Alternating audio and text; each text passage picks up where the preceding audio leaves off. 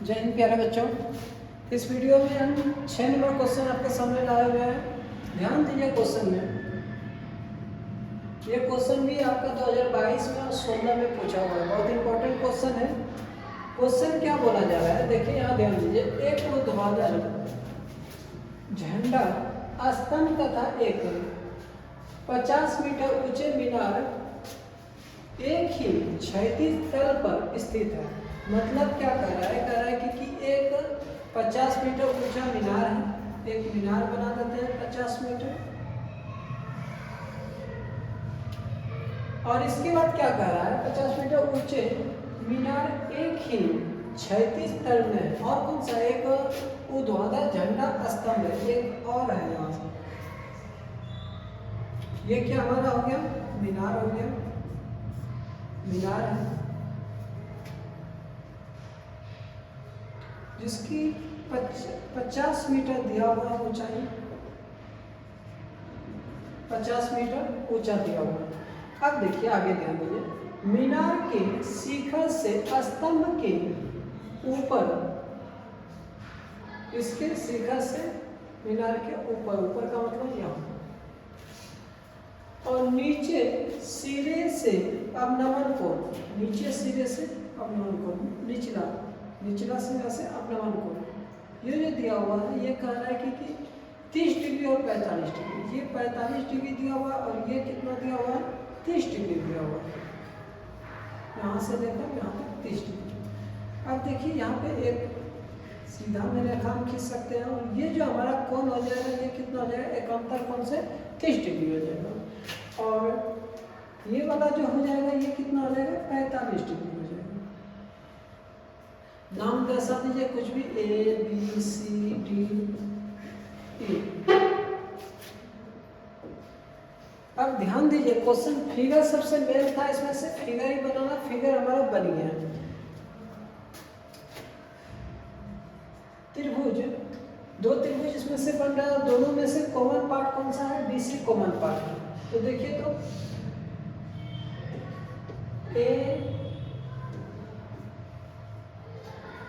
C D में, देखिए तो ए सी डी में, इसमें हम लोग टेन थीटा का यूज करते हैं। टेन 45 डिग्री बराबर क्या हो जाएगा?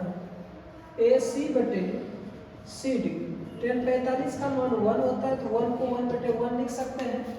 और ए सी का मान नहीं दिया हुआ है, सॉरी दिया हुआ है। ए सी का मान कितना दिया हुआ? 50 तो दे चुका है ना, ये 50 हो जाएगा। सी डी का मान नहीं दिया हुआ, तो क्रॉस मल्टीप्लीकेशन सी डी बराबर ये कितना हो जाएगा? 50 मीटर हो जाएगा। इसका मतलब अब देखिए यहाँ पे इसको रहने देते हैं। अब अगला त्रिभुज को लेके चलते हैं। त्रिभुज जो हमारा है ए बी ई में, त्रिभुज ए बी ई में, इसमें भी 30 डिग्री का यूज करते हैं। तो इसमें से देखिए क्या हो जाएगा? ए बी बटे बी ई, 30 का मान √3 हो जाएगा। ए बी का मान नहीं दिया हुआ है, तो ए बी को हम लोग लिख सकते हैं ए बी रहने देते हैं। अब देखिए बी, यहाँ पे हम दर्शा देते हैं आपका कि बी ई जो है वो सी डी के बराबर है। बी ई जो है वो सी डी के बराबर है। अब यहाँ पे और बी सी जो है वो ई डी के बराबर है, ये भी है। तो इसके स्थान पे हम लोग लिख सकते हैं, देखिए तो सी डी लिख दिया।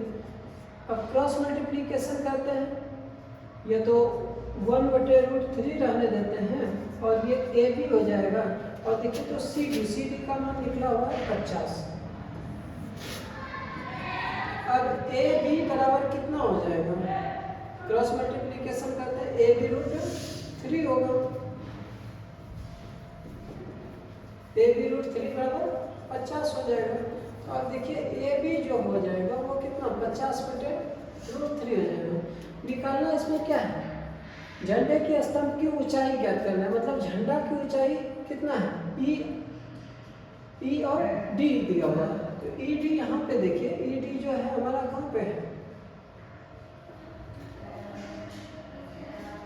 ई डी बोले या तो हम लोग बी सी बोले, ऐसा भी बोल सकते हैं। बी सी बोले या तो ई डी बोले। तो अब यहाँ पे आप दिमाग ये लगाइए कि ए बी का मान निकल चुका है, तो आप यहाँ पे बी सी का मान निकालने के लिए आसान सा तरीका देखिए। बी सी निकालने के लिए हम लोग लिख सकते हैं ए सी माइनस ए बी, जो कि ए सी का मान दिया हुआ है आपके पास 50 और ए बी का मान अभी तुरंत निकाले हैं 50√3 निकला हुआ। आप क्रॉस मल्टीप्लिकेशन कर लें या तो एलसीएम ले लें या तो इसको क्या कर लेते हैं हम लोग सेम जो मान दिया हुआ है रहने देते हैं 50 और ये 50/√3 रहने देते हैं। एलसीएम भी ले लीजिए आप, एलसीएम लेते हैं तो कितना हो जाएगा √3, फिर ये 50√3 हो जाएगा और माइनस 50 हो जाएगा। अब यहाँ पे अगर हम 50 कॉमन ले लें तो √3 माइनस 1/√3 हो जाएगा। ये हमारा किसका मान निकल गया बी सी, और बी सी को ही हम लोग क्या बोले हैं बी सी बराबर ई डी बोले हैं। ई डी हमारा क्या है स्तंभ झंडे की, तो इसको हम लोग रूट में अगर लिखना चाहते हैं तो रूट में रहने देंगे। ये तो √3 का मान तो क्वेश्चन में दिया हुआ नहीं है कि √3 का मान कितना है, अगर दिया हुआ रहता तो मान रखते हैं, नहीं दिया हुआ रहता तो रहेगा तो इतना ही नहीं देंगे। तो यहाँ हम अतः में लिख सकते हैं कि झंडा स्तंभ की ऊंचाई 50√3 माइनस 1/√3, यही हमारा आंसर आ जाएगा। और क्वेश्चन बहुत इंपॉर्टेंट है, 22 में और 16 में पूछा हुआ है, चांस इस बार भी है आपके बोर्ड एग्जाम में पूछने के लिए। चलिए मिलते हैं अगले क्वेश्चन में।